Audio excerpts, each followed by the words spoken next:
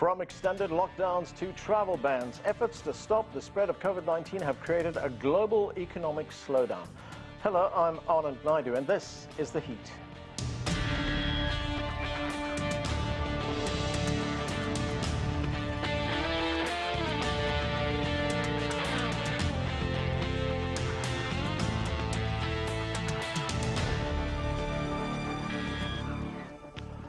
From China to Europe and the United States, no country has been spared from the economic setback created by the coronavirus pandemic.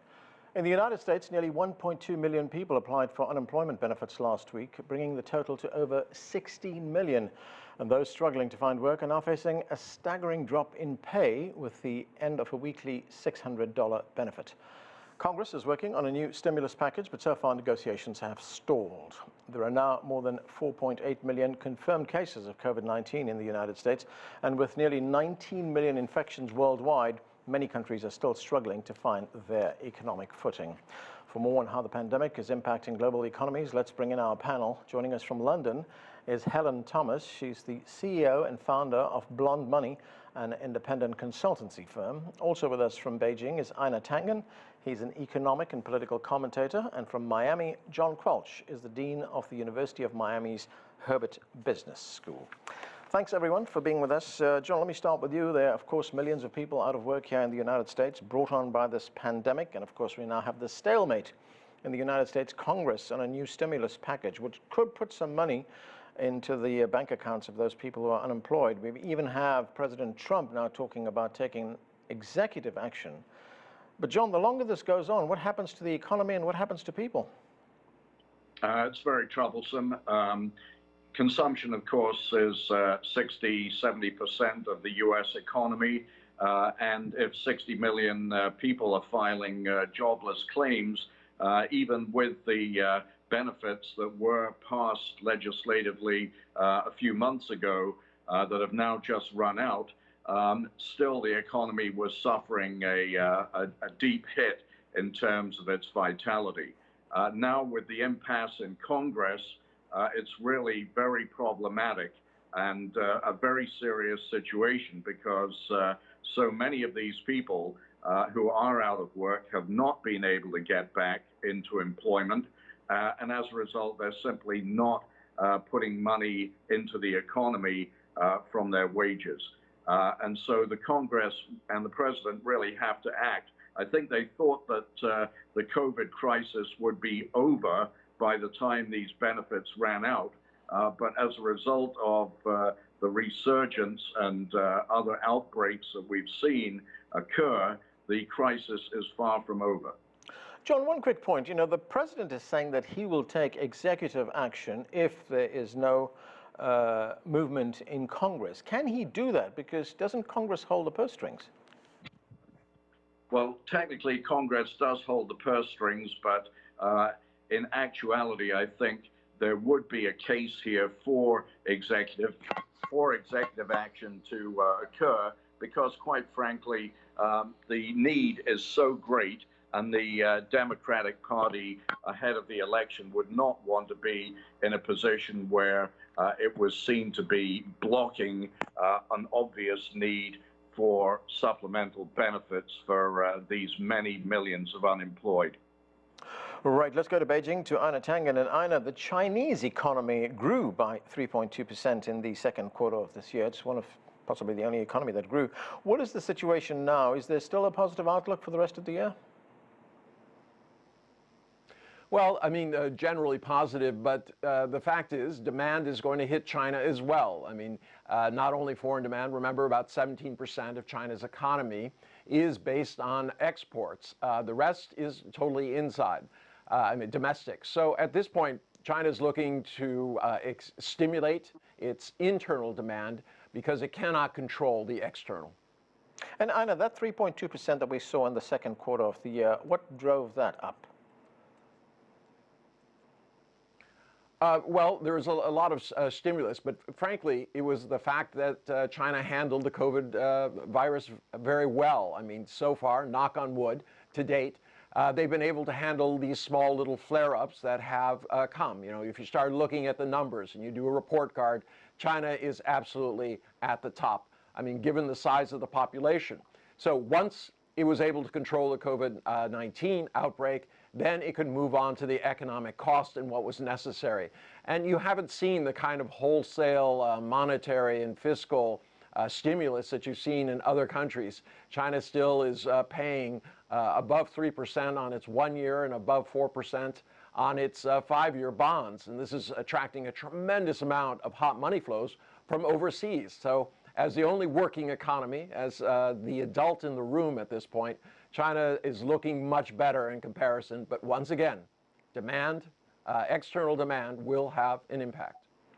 All right, let's go over to Helen and see what's going on where she is. Helen, great to see you again. The Bank of England has kept interest rates steady, and there has been a slight increase in the value of sterling. What are expectations in the United Kingdom for the rest of this year?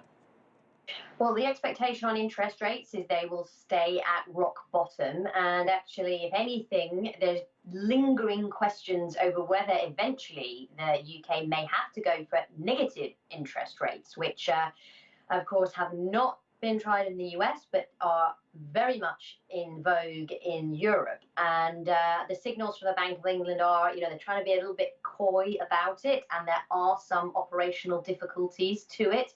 But frankly, when you have a recession of this size, they need to make sure they could reach for any item in their toolkit they might possibly need. And I would say the outlook is still very bleak indeed. John, 1.2 Americans filed for unemployment benefits for the first time, that is. But analysts had expected that number to be much higher. And of course, we're looking for little bits of positive news all over the place. Should we be encouraged by the fact that the number was not as high as analysts had expected?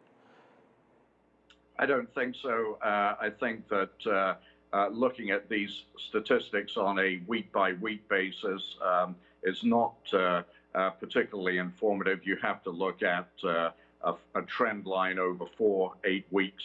I think in this particular situation, you have large variance among different states and regions of the country. Some are opening up, some have opened up and are rescinding the opening up orders.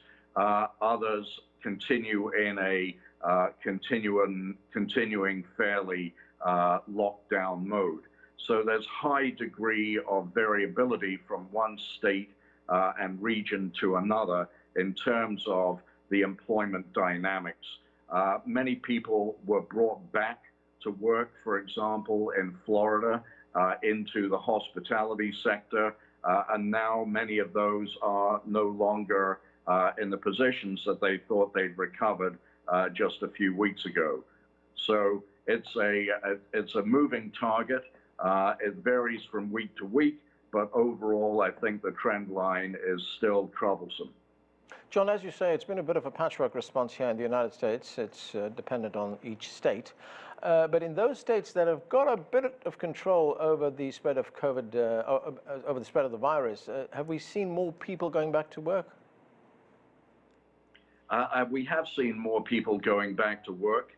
But it's interesting, if you take a state like Massachusetts, which I think, let's face it, Harvard, MIT, many universities are there. They have great public health competency in that state. They were quite conservative early in terms of locking down, maintained that, and have begun to reopen, but on reopening have found that the case count has started creeping up again. And so there is some skittishness in many states about moving from a phase 2 reopening to the phase 3 reopening, which I think many state governors hoped that they would have reached by this point in time. Aina Tangen, adding, of course, to China's problems is the fact that there's been devastating flooding along the Yangtze River. There's been about, 2 million people who've been displaced. How is that impacting the country, especially the economy? Well, obviously, it's a blow. You're talking about tens of billions of dollars in damage. It will be replaced. The government here is extremely competent at responding to these kinds of emergencies. Unfortunately, Mother Nature is just what it is, just like in the east coast of the United States, expecting these hurricanes with 25 more to come. Right now, climate change is playing havoc with the population, and this is going to continue. The question is, what do countries do about it? How are they handling it? Are they set up to take care of these things or not? Anna, has this flooding affected specific sectors like manufacturing or construction?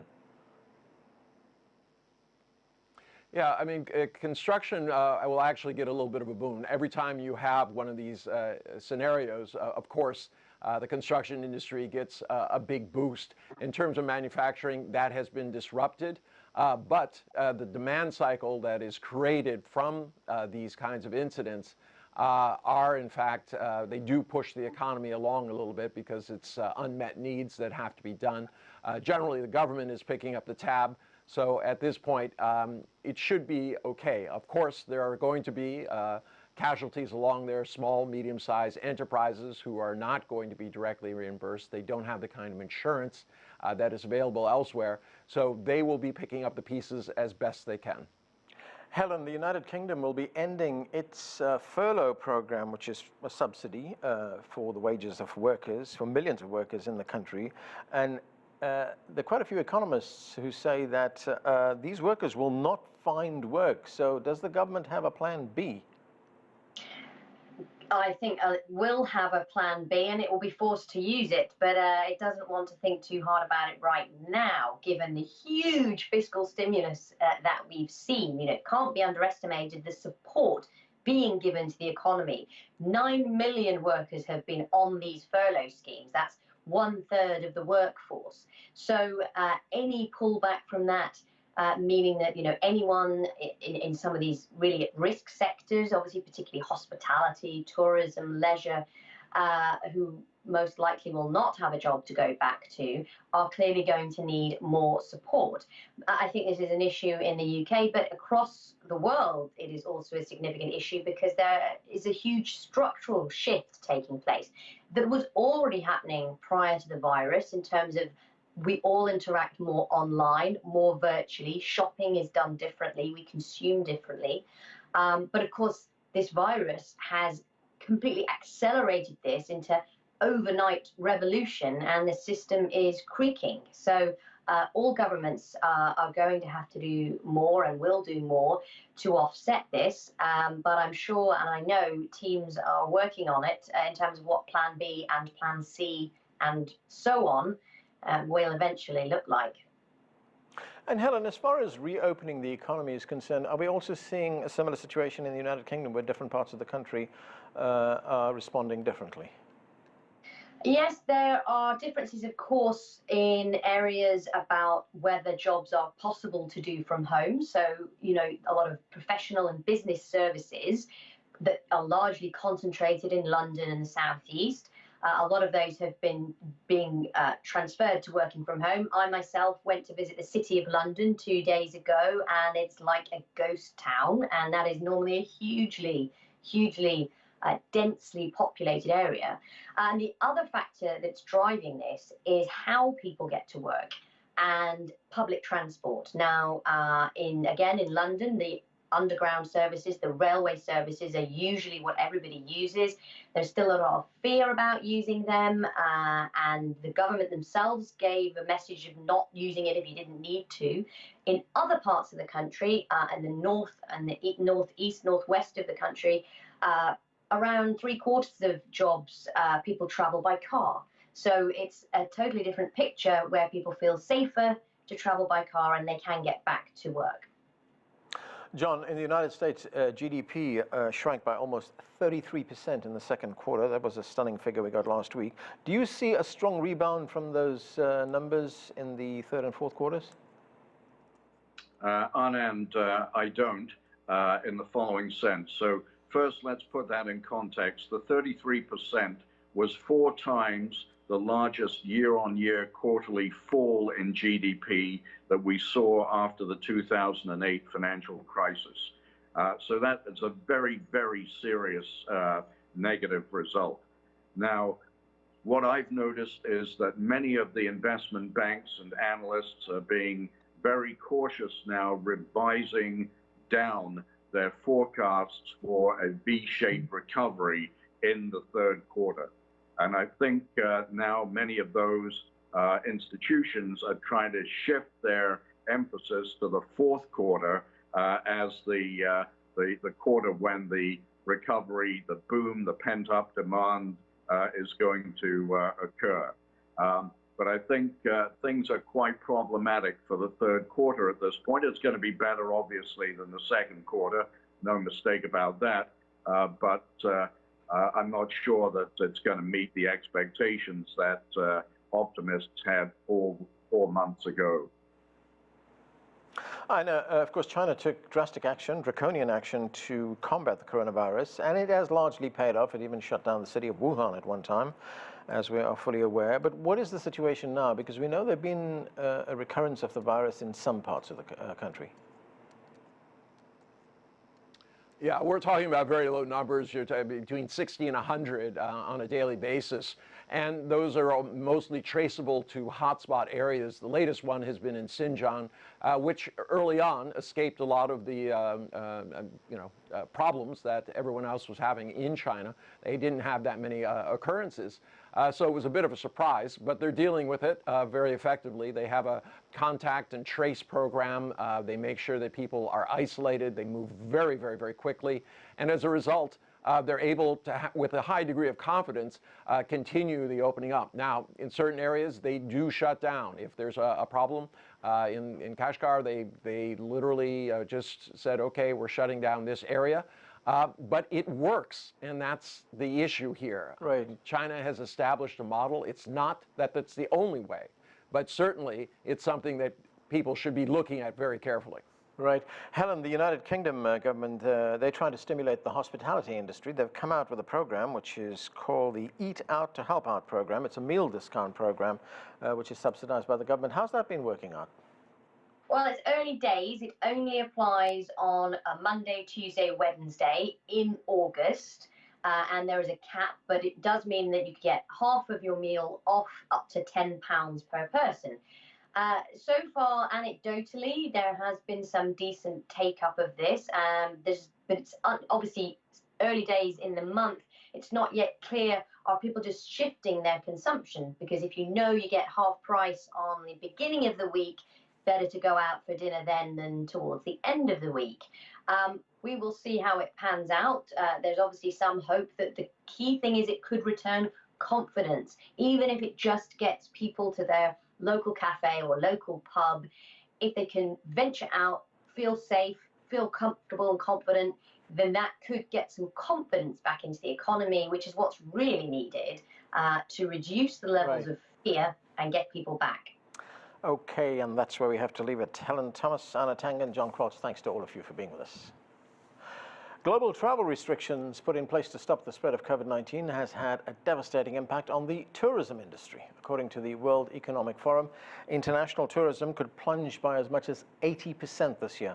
Earlier, I spoke with Mei Zhong, the founder of Wild China, an award-winning travel company, about the situation in China. Now, you run a pretty unique company in China which promotes sustainable travel. You started the company in the year 2000. Firstly, let me ask you, what is sustainable travel or sustainable tourism? Well, first definition is it deviates from those massive bus tours or big cruise ships. We work much deeper with the community. We go into the communities to create a low impact but in-depth experience. For example, you go to the villages and really experience the life and not necessarily crowd to a scenic site. So I would imagine then that the tour groups that you escort are pretty small. We actually don't run tour groups. Most of our travel is custom built. We have very few, with the exception of experts. For example, Fuchsia Dunlop, a culinary expert, she would lead a table full of 10 travelers traveling at one time. That's only constrained by her availability. Of course, as you are no doubt aware, tourism around the world has ground to a standstill. We see airplanes that have been grounded at airports, hotels are empty. How has the coronavirus pandemic affected you? As bad as you can imagine, I would say. And particularly we service both inbound high-end travelers going into China and some domestic travel within China. The analogy people would use was a soccer game. We play both the first half of the pandemic and the second half. So from January to now, we've had, from January to June, we've had zero income. As you can imagine, it's quite hard for any business. So how do you manage with zero income? Do you use your reserves? You dip into reserves. And I have to say, I'm extraordinarily grateful for my staff and for our clients. Most of our clients have so much trust in us that they are postponing their trip rather than demanding an outright refund. And that has given us the cash runway. And secondly, all the staff are taking a pay cut, as you can imagine. And so we are maintaining our minimum cash outflow to outlast the virus, I hope. Now, China took some pretty draconian measures when the outbreak started. In fact, it shut down an entire city. How has that impacted your business? Were you able to conduct business in other parts of China? No, not at all. It's not only is a travel restriction, but more the mentality of travelers. Our line of travel isn't a compulsory business travel, right? It's much more dependent on how people feel, whether they feel safe. As soon as January started, people paused 100% the travel. Yeah. So the people who were coming to you to go on tours and stuff like that, where were they from and what were they seeking specifically? Well, we had different types of travelers. One particular type is the American leisure travelers who, when I say leisure, they really spend 2 weeks in depth. They don't want to just go to the Forbidden City and the Great Wall, but they want to really get to know the country. So they would spend a week in Sichuan, Yunnan, looking to understand the complexity of the culture, the multifaceted aspects of China. And we also have corporate clients who do not want to have just another celebration in the ballroom of another Four Seasons hotel, but instead they want to go out there, maybe have a bonding experience under the stars in the desert. We have schools who travel with us as well, who want to break out from, again, tourist sites, but apply what they are learning in history books in reality and go to visit Confucius' home, go to Shaolin Temple to spend a week there. So it runs the gamut, but most of the time, all our clients are looking for a more meaningful engagement with the culture. And as you can imagine, we can't do that now.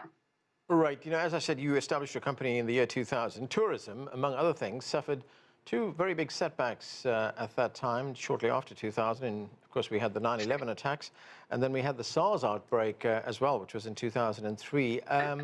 What did that do to your business? I just thought I was unlucky. And after experiencing the first 9/11 and SARS, I said, I'm done with my quota of these extraordinary events. I think for the next 10 years, we'd be smooth sailing. The truth is, though, any business, particularly tourism or hospitality business, are very, very subject to these larger changes in the environment.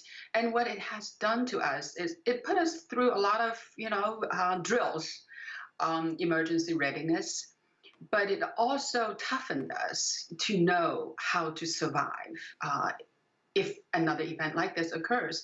And as it happens, this pandemic is something we've never experienced before in scale, in impact, in length.